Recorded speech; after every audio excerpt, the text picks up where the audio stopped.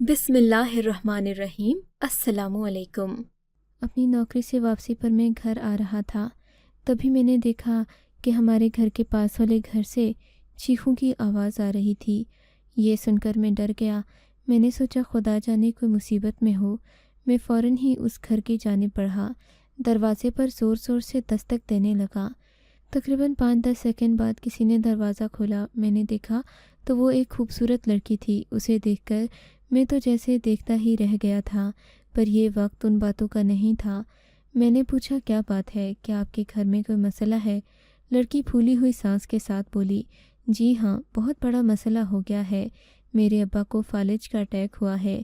آپ ایسا کریں، ایمبولینس بلا لیں یا کوئی بھی گاڑی، ابا کو فوراً طور پر ہسپتال لے کر جانا ہے۔ میں اس لڑکی کی بات سن کر ہوش کی دنیا میں واپس آ گیا اور چوک کی طرف بھاگا، جہاں اکثر ہی ٹیکسی وغیرہ کھڑی رہتی تھی۔ میں نے فوراً جا کے ایک ٹیکسی کو روکا اور اس لڑکی کے گھر تک لے کر آیا۔ آج سے پہلے میں ان لوگوں کو جانتا نہیں تھا، پر آج ان کی اتنی مدد کرنے کا موقع ملا تو پتہ چلا کہ یہ ایک باپ بیٹی تھے جو کہ کافی عرصے سے یہاں رہ رہے تھے۔ میں نے اس بوڑھے آدمی کو گاڑی میں ڈالا۔ لڑکی اپنے باپ کے ساتھ گاڑی کی پچھلی سیٹ پر بیٹھ گئی۔ میں ڈرائیور کے ساتھ والی سیٹ پر بیٹھا اور یوں ہم لوگ تقریباً 10 منٹ میں ہسپتال پہنچ گئے تھے۔ یہ رات کا وقت تھا، اس لیے سڑکیں خالی تھیں۔ میں اکثر ہی نوکری سے لوٹتا تو رات کے 10 بج رہے ہوتے تھے۔ ہسپتال لے جانے پر ان لوگوں نے فوراً ہی اس بوڑھے آدمی کو ایمرجنسی میں داخل کر دیا اور لڑکی سے کہا کہ وہ اپنے باپ کی دوائیوں کا بندوبست کرے۔ میں تو ویسے اس بوڑھے آدمی کو یہاں پہنچا چکا تھا، اب میرا جانے کا حق تو بنتا ہی تھا، پر اپنے محلے کی جوان لڑکی کو اکیلے چھوڑ کر جانے کا دل بھی نہیں کر رہا تھا۔ میں نے سوچا اگر ہسپتال میں کوئی اونچ نیچ ہو گئی، اسے کسی چیز کی ضرورت ہوئی تو وہ کسے کہے گی۔ تبھی میں نے اسے کہا کہ تم دوائیوں کی پرچی مجھے دے دو، میں جا کر لے آتا ہوں۔ غرض یہ کہ میں پرچی لے کر نکل گیا، پر راستے میں جاتے ہوئے پورا راستہ میرے ذہن پر اسی دلربا کا نقش چھایا رہا۔ میں اسے یاد کر رہا تھا۔ وہ بہت ہی زیادہ خوبصورت تھی۔ اس کی آنکھیں ایسی تھیں جیسے زندگی میں اتنی خوبصورت آنکھ میں نے کبھی دیکھی ہی نہ ہو۔ وہ واقعی بے پناہ حسین تھی۔ میں جب تک دکان تک جاتا وہ میرے دل میں اتر چکی تھی۔ آنکھوں سے دل تک اس نے یہ سفر چند لمحوں میں ہی طے کر لیا تھا۔ میں واپس آیا تو میری دنیا بدل چکی تھی۔ اسے دیکھنے کا انداز بدل چکا تھا۔ اب میں اسے کسی اور نظر سے دیکھ رہا تھا۔ بے شک وہ بے پناہ خوبصورت تھی۔ شاید وہ بھی میری نظروں کو پہچان گئی۔ بولی کہ اب آپ چلے جائیں، آپ کو بھی کافی دیر ہو گئی ہوگی۔ میں نے کہا میں جب تک آپ کے ابا ٹھیک نہیں ہو جاتے میں یہیں پر رہوں گا، اور رات کو تو بالکل بھی نہیں۔ آپ میری امانت ہیں۔ میری باتیں سن کر وہ شرما سی گئی۔ شاید اس کو میری باتوں میں اپنے لیے پسندیدگی کا اظہار محسوس ہو چکا تھا۔ وہ جان گئی تھی کہ میں اسے اپنانا چاہتا ہوں۔ تبھی بولی کہ ٹھیک ہے، آپ کی بہت مہربانی، آپ نہ ہوتے تو میں کہاں جاتی۔ وہ رات بہت حسین تھی جب مجھے ایک اجنبی لڑکی کے اپنے قریب ہونے کا احساس تھا۔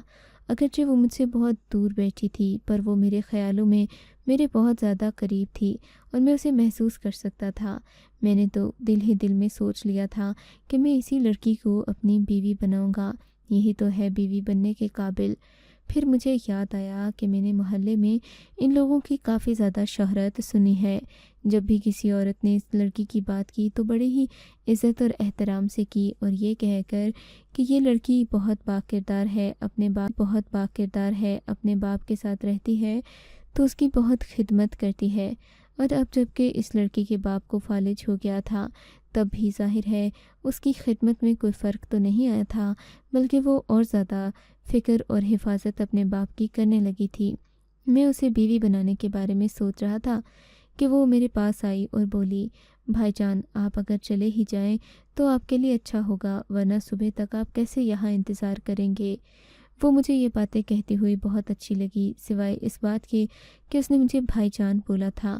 میں نے دل میں تہیہ کر لیا تھا کہ باپ کی طبیعت ٹھیک ہونے کے بعد ہی میں اس لڑکی سے شادی کی بات ضرور کروں گا، مگر صبح ہوئی تو رات کا ربط ٹوٹ گیا۔ میری اماں نے مجھے گاؤں سے فون کر دیا، کہنے لگیں کہ تجھ سے ایک ضروری بات کرنی ہے۔ یہ سن کر مجھے کچھ کھٹکا سا ہوا۔ मुझे तजस्सुस हुआ कि न जाने अम्मा क्या बात करेंगी। अम्मा बोलीं कि जल्दी से गांव आ जाओ, हम सबको लड़की का पता भी करना था। वैसे तो आज मेरी छुट्टी थी, लेकिन अम्मा ने मुझे गांव आने का कह दिया था, सो वहां जाना भी ज़रूरी था।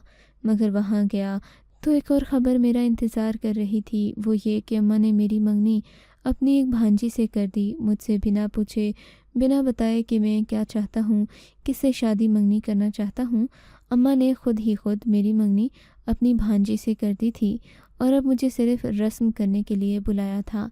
ये देखकर तो मैं परेशान हो गया, हक्का बक्का रह गया कि अम्मा को आखिर क्या सूझी थी कि वो झटपट मेरी मंगनी करवा दें। उनकी भांजी काफ़ी मुँहफट थी, अगरचे उसने मेडिकल की तालीम हासिल कर रखी थी, पर वो बहुत ही ज़्यादा बदतमीज़ थी। उसे किसी चीज़ का लिहाज कोई परवाह नहीं थी। मैं ऐसी लड़की से मंगनी का सोच भी नहीं सकता था, पर अम्मा ने ये रिश्ता बांध दिया तो मैं भारी दिल के साथ रस्में अदा करके वापस शहर आ गया। पर मेरे दिल में वही थी जिसे मैंने पहले दिन देखा था। शहर में 2 शादियां कर लूं, यानी एक शहर में एक गांव में। मैंने दिल में सोचा, इसी वजह से मैं अब सिलसिले आगे बढ़ाने लगा था। मैं जानता था वो भी मुझ में दिलचस्पी रखती है, ज़रूर कोई ना कोई बात हमारी हो जाएगी। गांव से वापसी पर मुझे ख्याल आया कि मैं उस लड़की से मिलने उसके या तो घर जाऊंगा या अस्पताल में उसके बाप की तबीयत तो ज़रूर पूछूंगा। ये न हो कि वो मुझे भूल ही जाए।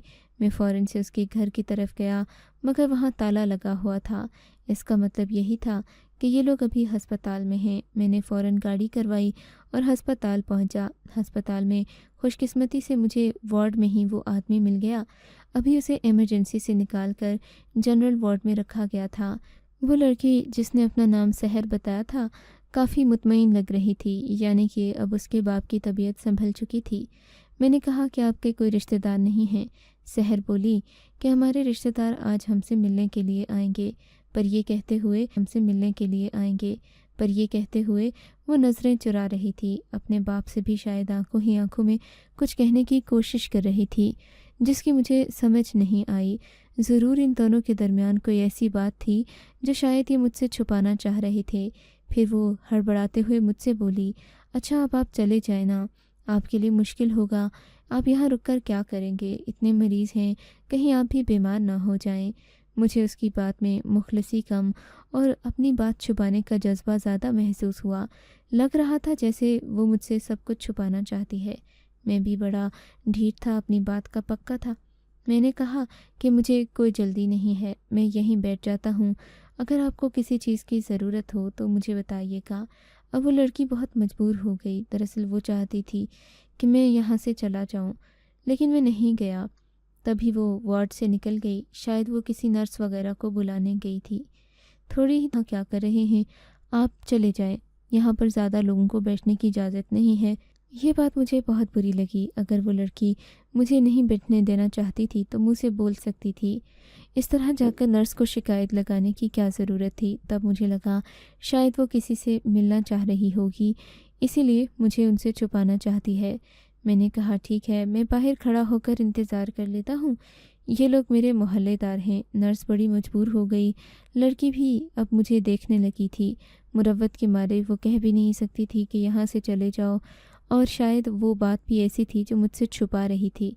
खैर, नर्स ने उसके बाप को दूसरे कमरे में मुंतकिल कर दिया था। इस कमरे में सिर्फ एक को जाने की इजाज़त थी, पर मैं उस लड़की के किरदार की मालूमात जानना चाह रहा था, क्योंकि उससे मिलने भी कोई आ रहा था और मैं उन लोगों को देखना चाहता था जो कि उससे मिलने आते, क्योंकि मैंने उसके बाद इस लड़की से मंगनी भी तो करना थी, सो इसके किरदार की मुझे तफ्तीश होना ज़रूरी था। मगर ये सब मुमकिन नहीं हो सका कि मैं उस लड़की के रिश्तेदारों को देख सकता या ये मालूम कर पाता कि उससे मिलने कौन आया है। मुझे बड़ी मायूसी हो गई थी। मैं अस्पताल से वापस आने ही लगा था कि वो लड़की मुझे 3 आदमियों के साथ नजर आई। मैंने देखा वो तकरीबन कद में 6 फुट थे। इनके बाल काले, घने और लंबे थे, जबकि इन्होंने सूट बूट पहन रखा था। लगता था जैसे इस अस्पताल के मालिक हों। उन्हें देखकर मैं हैरान रह गया। वो लड़की जिसका नाम सहर था, उनसे हंस हंस कर बातें कर रही थी। मुझे अजीब सा लग रहा था, क्योंकि ये लोग तो उम्र के भी काफ़ी ज़्यादा थे। फिर मैंने सोचा कि अगर इसने किसी से चोरी छुपे बात करना होती तो ज़रूर कहीं और जाकर करती, यूँ अस्पताल में सबके सामने खड़े होकर बात ना करती। اب میں سحر کا انتظار کرنے لگا۔ سحر اپنے باپ کی وارڈ میں آئی تو میں نے اس سے پوچھ ہی لیا یہ لوگ کون تھے۔ مجھے وہ وہاں دیکھ کر پہلے ہی حیران تھی، بولی کہ ہمارے رشتہ دار تھے۔ اس نے روکھا پھیکا سا جواب دیا اور اپنے باپ کی دوائی دیکھنے میں مصروف ہو گئی۔ مجھے وہاں اپنا بے معنی لگا، سو میں گھر آ گیا۔ پر اب مجھے پکا یقین ہو چکا تھا کہ وہ لڑکی واقعی شریف اور نیک ہے، مجھے اس سے شادی کر لینی چاہیے۔ تقریباً 1 ہفتے میں لڑکی اور اس کا باپ رخصت ہو کر گھر آ گئے تھے۔ اب صحیح موقع تھا کہ میں جا کر اس کے باپ کی تیمارداری بھی کرتا اور سحر کو رشتے کے لیے بھی کہہ دیتا۔ تبھی سحر نے مجھے بلایا تو نہیں تھا، پر اس کے آنے کی اطلاع مجھے مل گئی تھی۔ خلاف توقع جب میں گھر گیا تو اس نے گرم جوشی سے میرا استقبال کیا، بولی کہ آپ نے میری بہت مدد کی تھی، اس رات میں اکیلی تھی، آپ نہ ہوتے تو میں ابا کو ہسپتال کیسے لے کر جاتی۔ آپ کا بہت بہت شکریہ، میں آپ کا شکریہ کیسے ادا کروں مجھے سمجھ نہیں آ رہا۔ وہ میری اتنی ممنون ہو رہی تھی کہ میرا تو دل ہی پگھل گیا۔ اس کے بارے میں جو بھی منفی سوچ میرے دماغ میں تھی وہ چلی گئی۔ میں نے کہا کوئی بات نہیں، یہ تو میرا فرض تھا۔ پھر اس نے مجھے اپنے گھر بٹھا کر چائے پلائی، اپنے باپ کو بھی میرے بارے میں بتایا۔ اس کا باپ اب ٹھیک سے بول نہیں سکتا تھا، سو وہ کافی پریشان لگ رہی تھی۔ میں نے دیکھا اس کے چہرے پر آنسوؤں کی لکیریں بنی ہوئی تھیں، لگتا تھا جیسے وہ رو کر آئی ہو، پر میرے سامنے مسکرا کر مجھ سے ملی۔ تھوڑی دیر میں اس سے بات چیت کرتا رہا، پھر میں واپس گھر آ گیا۔ گھر آ کر اسی کے بارے میں سوچتا رہا۔ اب سمجھ نہ آ رہا تھا کہ میں اسے نکاح کے لیے کیسے کہوں۔ اب ظاہر ہے اس کے آگے پیچھے کوئی تھا نہیں، باپ بیمار تھا، اس کا ولی اس صورت میں کون ہوتا، وہ مجھ سے نکاح کیسے کر سکتی تھی۔ یہی سوچ میرے ذہن میں بار بار آ رہی تھی۔ پھر سوچا اگلی ملاقات میں ضرور شادی کا پیغام دوں گا، پر اسی رات بوڑھے کے گھر سے شور کی آواز آئی، ایک ہلکی سی چیخ، جسے سنتے ہی مجھے لگا کہ کوئی بڑا واقعہ ہو گیا ہے۔ میں اپنے گھر سے نکلا، مجھے لڑکی کی فکر بھی تھی کہ وہ اکیلی رہتی ہے، ایسا نہ ہو کہ گھر میں کوئی چھیڑ چھاڑ کر رہا ہو۔ میں جیسے ہی اس کے گھر پہنچا، دیکھا تو بیرونی دروازہ کھلا ہوا تھا، اس کا مطلب کہ کوئی اندر گیا تھا۔ میں بھاگتا ہوا اندر آیا۔ اندر والے کمرے میں ایک لڑکا اور اس کے ساتھ ایک بہت بڑا سا قد والا آدمی کھڑے تھے اور دونوں ہی اس سے کچھ بات کر رہے تھے۔ میرے خیال سے ان لوگوں نے اس لڑکی سے چھیڑ چھاڑ کی تھی، پر مجھے دیکھتے ہی وہ سیدھے ہو کر کھڑے ہو گئے۔ میں نے ان سے پوچھا کہ تم لوگ یہاں کیا کر رہے ہو؟ اکیلی لڑکی کو دیکھ کر چھیڑنے آ گئے؟ بولے کہ ہمیں لڑکیوں کی کمی نہیں ہے، ہم اسے چھیڑنے نہیں آئے، ہم بس اپنا حق وصول کرنے آئے ہیں۔ یہ سن کر مجھے غصہ آ گیا۔ میں نے کہا تم لوگ جانتے ہو یہ ایک عزت دار محلہ ہے، یہاں پر اس طرح کی بدمعاشی اور بےہودگی نہیں چلے گی۔ تم لوگ ابھی یہاں سے چلے جاؤ، ورنہ میں سب محلے والوں کو اکٹھا کر کے تم لوگوں کو مار پڑواؤں گے، ایسے پٹو گے کہ دوبارہ یہاں آؤ گے نہیں۔ وہ آدمی ہنس کر بولا، برخودار، لگتا ہے تم اس کے عشق میں پاگل ہو، پر کسی بھروسے میں مت رہنا، یہ بڑی ہی چال باز اور مکار عورت ہے۔ اس کا باپ جس حالت میں ہے وہ اس لڑکی کی وجہ سے پہنچا ہے۔ شاید تم کو معلوم نہیں ہے کہ اس کے باپ نے اس لڑکی کے لیے بڑی قربانیاں دی ہیں، پر اس لڑکی نے ابھی وہ شاید کچھ کہنا ہی چاہتا تھا کہ سحر نے پھر سے رونا دھونا ڈال دیا۔ بس بھی کرو، کتنے الزام لگاؤ گے تم مجھ پر، یہاں سے چلے جاؤ، دفع ہو جاؤ۔ میں نے تمہارا جو کچھ بھی لیا ہے یا کھا لیا ہے میں وہ تم کو واپس کر دوں گی۔ میں نے تو تمہیں بڑا بھائی سمجھا تھا، میں نے کبھی تم سے کیا کوئی ایسی ویسی بات کی ہے؟ بولو، بتاؤ۔ لازمی نہیں ہے کہ عورت کی بے حیائی ہی سب کچھ ہو یا اس کا دعوت دینا ہی برا ہو، اور بھی کئی معاملات ہوتے ہیں جن میں عورتیں مکاری اور چالاکی کر جاتی ہیں، مگر یاد رکھنا میں تمہاری یہ چالاکی زیادہ عرصے تک چلنے نہیں دوں گا۔ فی الحال تو یہی کافی ہے کہ تمہارا باپ فالج کا مریض بن گیا ہے، تمہاری آنکھوں کے سامنے تم کو سزا مل گئی ہے۔ وہ لڑکی اپنا جوتا اتارنے لگی۔ میں اب تم کو بہت ماروں گی، تم میرے باپ کے بارے میں اس طرح بات نہیں کر سکتے۔ میرے باپ نے مجھے پالا پوسا، پڑھایا لکھایا، اب تم اس کے بارے میں ایسی بکواس کرو گے تو میں تمہارا منہ توڑ دوں گی۔ غرض یہ کہ کافی ہنگامہ ہوا، یہ لوگ چلے گئے۔ اب مجھے پریشانی ہونے لگی کہ آخر ایسا کیا معاملہ تھا جس پر یہ لوگ سحر کو چالاک مکار عورت کہہ رہے تھے۔ حالانکہ سحر تو نماز پڑھتی تھی، باقاعدہ تہجد پڑھتی تھی، میں نے سنا تھا کہ وہ بہت نیک تھی۔ اگلے دن میں سحر کے گھر دوپہر کے وقت گیا، وہ رو رہی تھی۔ میں نے پوچھا کیا ہوا؟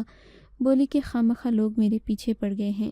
ابا پہلے ہسپتال میں کام کرتے تھے، بس وہاں کام کے دوران جو دشمنیاں ہوئیں وہ ان لوگوں نے مجھ سے نکالنا شروع کر دیں۔ پتہ ہے نا کہ گھر میں کوئی مرد بار بار مجھے تنگ کرنے آ جاتے ہیں۔ کل تو ان لوگوں نے باہر والے دروازے کا تالا بھی توڑ دیا۔ میں بہت پریشان ہوں، بتاؤ میں کیا کروں؟ میں نے کہا اگر تم برا نہ مانو تو میں تم سے نکاح کرنا چاہتا ہوں۔ کافی عرصے سے تمہیں پسند کرتا ہوں۔ مجھے کسی قسم کے جہیز کی یا دوسری تیسری نخروں کی ضرورت نہیں ہے۔ تم بس میرے گھر 2 کپڑوں میں آ جاؤ، میں تمہیں اور تمہارے باپ کو سہارا دوں گا۔ وہ روتے ہوئے بولی اگر ایسا ہو جائے تو اس سے اچھا اور کیا ہوگا؟ میں نے بھی آج تک تم جیسا شریف نوجوان نہیں دیکھا۔ تم سے شادی کرنا میری زندگی کی سب سے بڑی کامیابی اور سب سے خوبصورت احساس ہوگا۔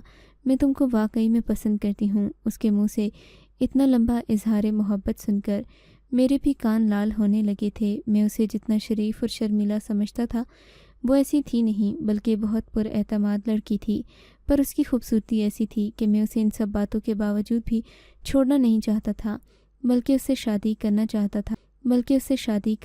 تھا، اپنا گھر بسانا چاہتا تھا۔ خیر سے ساری بات چیت مکمل ہو گئی تھی۔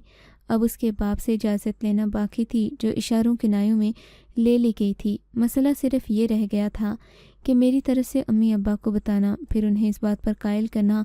بہت مشکل تھا کہ میں شہر میں ایک انجان لڑکی سے شادی کروں، کیونکہ وہ اپنی طرف سے میری منگنی کر چکے تھے۔ میں نے بھی سحر کو یہ ساری بات بتا دی۔ وہ بولی کہ تم فکر نہیں کرو، مجھے اس سب معاملے سے کوئی مسئلہ نہیں، تم مجھ سے محبت کرتے ہو، میں جانتی ہوں مجھے چھوڑ کر کہیں نہیں جاؤ گے، بس بہت ہے جو بھی ہمارے پاس ہے، جو ہمارے ساتھ ہیں لوگ شادی میں آنا چاہتے ہیں ان کو بلا لیں گے، ورنہ 4 گواہوں کی موجودگی میں ہم نکاح کر لیں گے۔ یوں ایک رات ہمارا نکاح ہو گیا اور وہ اپنے باپ کے ساتھ میرے گھر آ گئی تھی۔ میں اسے پا کر بہت خوش تھا۔ مجھے بھی شادی میں زیادہ دھماکے اور ڈھول وغیرہ پسند نہیں تھا۔ میں ایسی ہی مختصر شادی کرنا ارمان پورا ہو رہا تھا۔ غرض یہ کہ سحر میری دلہن بن کر میرے گھر آ گئی۔ وہ یہاں بھی نماز کی بہت پابندی کرتی تھی۔ صبح شام کوئی وقت نہ چھوڑتی جب وہ ذکر نہ کرتی ہو۔ میں اکثر دیکھتا وہ جائے نماز پر بیٹھی رو رہی ہوتی، گریہ وزاری کرتی، اللہ سے معافی مانگ رہی ہوتی۔ میں نے ایک دن چھپ کر اس کی دعا سننے کا سوچ لیا۔ میں جاننا چاہتا تھا کہ آخر سحر ہر وقت کس چیز کی معافی مانگتی رہتی ہے۔ کیا سحر سے کوئی بہت بڑا گناہ ہوا ہے جس کے لیے وہ اتنی نادم ہے؟ مگر مجھے اس کی باتوں سے کچھ سمجھ نہ آتا۔ وہ ہر وقت دعاؤں میں اپنے لیے معافی مانگتی رہتی۔ میں اگر اسے کہتا کہ کچھ کھاؤ گی تو وہ مجھ سے صرف پھل منگوا لیتی، کھاتی اور کہتی کہ میں گوشت نہیں کھاؤں گی، گوشت کھانے سے انسان وحشی بنتا ہے، اس کے دل میں دوسروں کے لیے جذبہ ہمدردی ختم ہو جاتا ہے۔ اس کے عجیب و غریب عقیدے تھے، لیکن میں اس کی پھر بھی ہر بات میں حمایت کرتا تھا۔ میں جانتا تھا وہ باپ کی بیماری کی وجہ سے بہت پریشان ہے، اسی لیے کچھ کر نہیں پا رہی۔ یوں دن گزرتے گئے۔ میں نے سحر کے ساتھ زندگی گزارنا شروع کر دی تھی، پر محلے کے سب لوگ ہی مجھ پر ہنستے تھے۔ میں کسی سے بھی پوچھتا نہیں تھا کہ وہ لوگ مجھ پر کیوں ہنستے ہیں۔ کبھی کوئی میری بیوی کی بات کرتا تو اس کے چہرے کے تاثرات عجیب ہوتے، تو کبھی لوگ سیدھا سیدھا اس کا مذاق اڑاتے۔ ایک دن میں نے ایک آدمی سے پوچھا تو بولا، تجھے اگر یقین نہیں ہے کہ تیری بیوی کیا کرتی ہے تو رات کو چھت پر جا کر دیکھ لینا۔ اس کی بات سن کر مجھے سخت حیرت ہوئی کہ آخر سحر رات کے وقت ایسا کیا کرتی ہے جس سے محلے والوں کو وہ بری لگتی ہے۔ چنانچہ اس رات میں سحر کا پیچھا کرتے ہوئے چھت پر گیا۔ یہ دیکھ کر مجھے واقعی میں حیرت ہوئی تھی کہ سحر اصل میں گھر کی چھت پر ہی گئی تھی، حالانکہ اس سے پہلے اس نے مجھے ایسا کچھ نہیں بتایا تھا۔ میں اس کا پیچھا کر رہا تھا بڑی خاموشی سے۔ میں نے دیکھا سحر نے ایک کپڑا ہٹایا، کپڑے کے نیچے سے ایک پیٹی نکالی، پھر پیٹی کو اپنے ہاتھ میں اٹھایا اور اسے رسی سے باندھ کر چھت سے نیچے پھینکنے لگی۔ یہ دیکھ کر مجھے بڑی حیرت ہوئی تھی کہ سحر ایسا کیوں کر رہی ہے۔ اس معاملے کو طول دینے کی بجائے میں نے اسے خود ہی وہیں پر پوچھ لیا۔ مجھے جاگتا اور اپنے پیچھے دیکھ کر وہ بہت حیران ہوئی، بولی تم سوئے نہیں؟ میں نے کہا باتیں مت گھماؤ، مجھے صاف بتاؤ تم کیا کر رہی ہو؟ بولی کہ میں کچھ غلط نہیں کر رہی، کچھ دوائیاں ہیں جو واپس کر رہی ہوں۔ واپس کر رہی ہو؟ مگر کیوں؟ میں نے حیرت سے پوچھا، کیا یہ تمہارے باپ کی دوائیاں ہیں؟ میں نے پریشانی سے پوچھا تھا کیونکہ یہ کافی بڑے بڑے ڈبے تھے جن میں دوائیں بھری ہوئی تھیں۔ بس مت پوچھو کہ یہ کیسی دوائیں ہیں۔ میرے ابا ہسپتال میں کام کرتے تھے۔ وہ رونے لگی اور نیچے بیٹھ گئی۔ ابا کو لالچ آ گیا۔ میں نے بھی ان سے کہا کہ ابا تم ہسپتال سے مفت دوائیاں لے کر آؤ، میں انہیں بیچوں گی، ہر طرح کا ہم کاروبار کریں گے۔ یہ تو بڑا ہی اچھا کاروبار تھا۔ ابا دوائیاں لانے لگا اور ہم نے گھر میں ڈھیر ساری دوائیں رکھ لی تھیں جو ہم ہسپتال سے مفت لاتے اور لوگوں کو پیسے کے داموں بیچتے تھے۔ کرتے کرتے ہم کافی پیسہ کمانے لگے، مگر اب ہمیں بھی بات بات پر دوا کھانے کی عادت پڑ گئی تھی۔ ایک دن ابا دوائی کی ایک پیٹی لائے۔ اس کے اندر ایک دوا تھی جس کے ڈبے پر بہت سارے پھل اور کچھ آدمی کی تصویریں بنی ہوئی تھیں۔ ہمیں لگا یہ طاقت کی دوا ہے۔ ابا اس دن تھکے ہوئے تھے، میں نے ان کو وہ دوا پلا دی۔ بس اس کے بعد سے ابا کی حالت ایسی ہو گئی۔ بعد میں پتہ چلا وہ تو کینسر کی دوا تھی۔ ابا کو غلط دوا کھلانے سے فالج ہو گیا۔ اس دن سے میں نے توبہ کر لی تھی کہ ہم یہ حرام کام چھوڑ دیں گے اور کبھی بھی اس کے پیچھے دوبارہ نہیں جائیں گے، پر سمجھ نہ آتا تھا میں ایسا کیسے کروں۔ ہسپتال کے ایک بااعتماد انسان سے میں نے بات کی۔ اس نے کہا ویسے تو اس جرم کی بہت بڑی سزا ہے، پر تم نے توبہ کر لی ہے تو تم خفیہ طریقے سے وہ سب دوائیاں مجھے واپس کر دو، میں انہیں ہسپتال لے جاؤں گا اور تم اپنے باپ کا علاج ہسپتال سے کروا لینا۔ تم اس طرح اگر خود سے دوائیں دیتی رہو گی تو ایک دن تمہارا باپ اس دنیا سے ہی اٹھ جائے گا۔ بس اسی کی باتوں میں نے عمل کیا ہے اور اب یہ دوائیں میں اسے واپس دے رہی ہوں۔ یہ سن کر وہ خاموش ہو گئی اور میں سوچنے لگا کہ واقعی یہ گناہ تو ان گناہوں سے بھی بڑا ہے جس کی وجہ سے کوئی مرد ایک عورت کو چھوڑ دیتا ہے، پر چونکہ اس طرح کے جرائم سے کسی مرد کی انا کو تکلیف نہیں پہنچتی، اس لیے ہم ان گناہوں کو معاف کر دیتے ہیں۔ چغلی، مکاری، غیبت، یہ سب گناہ ہمیں گناہ نہیں لگتے، لیکن عورت کا کسی اور کی طرف دیکھنا بھی ہمیں بہت بڑا جرم لگتا ہے۔ وجہ صرف یہ ہے کہ ہم اپنی شریعت کے مطابق نہیں بلکہ اپنی طبیعت کے مطابق چلتے ہیں۔ میں نے بھی اپنی بیوی کو معاف کر دیا کیونکہ میں ان لوگوں میں سے نہیں تھا جو اپنی خوبصورت بیوی کو صرف ایک مذہبی معاملے کی وجہ سے چھوڑ دیتے، اور مجھے آج اس بات پر بڑی حیرت ہوتی ہے اور میں بعض اوقات سوچتا بھی ہوں کہ میں نے ایسا کیوں کیا۔